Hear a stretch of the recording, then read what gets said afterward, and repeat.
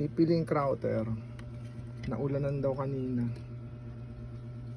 Hindi na nag-power on. Nag-short yung dual diode niya. Ayun, nakuha ko na yung shorted na part. Tingnan natin kung magpa-power on na.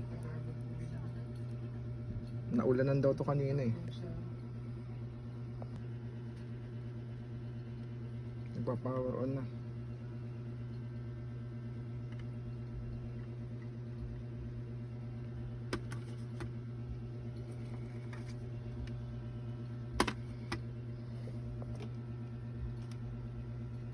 Okay na, Kel.